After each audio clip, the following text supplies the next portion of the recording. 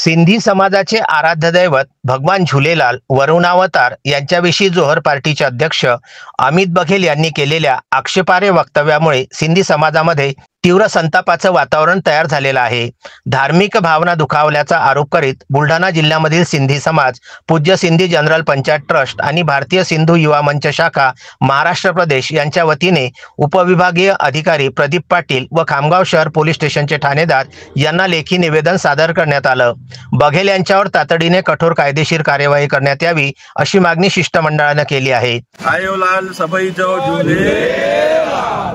26 अक्टूबर 2025 को अमित बघेल नामक व्यक्ति ने सिंधी समाज के इष्ट देव भगवान श्री झूलेलाल के बारे में कुछ अपशब्द की भाषा का प्रयोग किया है और हमारी भावनाओं को ठेस पहुंचाई है। उसने जिस प्रकार की भाषा बोली है कि भाई हम लोग पाकिस्तान से आए हैं। पहली बात तो सब भारतीयों को हम ये क्लियर करना चाहते हैं कि सिंधी भारत के एक भाग से दूसरे भाग में आए हैं। पहले कोई ना पाकिस्तान था ना कोई था, पहले अखंड भारत था। हम अखंड भारत से एक भाग से दूसरे भाग में आए हैं।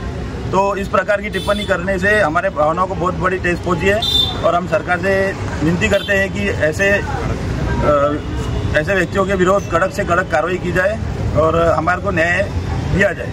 छत्तीसगढ़ राज्यातील रायपूर येथे 26 ऑक्टोबर 2025 रोजी आयोजित पंचशताब्दी संवाद कार्यक्रमामध्ये अमित बघेल यांनी भगवान झुलेलाल यांच्याविषयी आक्षेपार्ह आणि सांप्रदायिक वक्तव्य केल्याचा आरोप निवेदनामध्ये करण्यात आलेला आहे। हे वक्तव्य सामाजिक माध्यमांवर मोठ्या प्रमाणामध्ये व्हायरल झालेले असून देशभरातील सिंधी समाजामध्ये तीव्र रोष व्यक्त करण्यात येत आहे।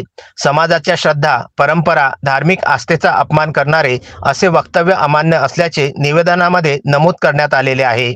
सिंधी समाजाच्या प्रतिनिधींनी उपविभागीय अधिकारी डॉक्टर रामेश्वर पुरी यांना दिलेल्या निवेदनामध्ये अमित बघेल यांनी जाणून बुजून धार्मिक भावना दुखावून समाजामध्ये सांप्रदायिक तेढ निर्माण करण्याचा प्रयत्न केलेला आहे।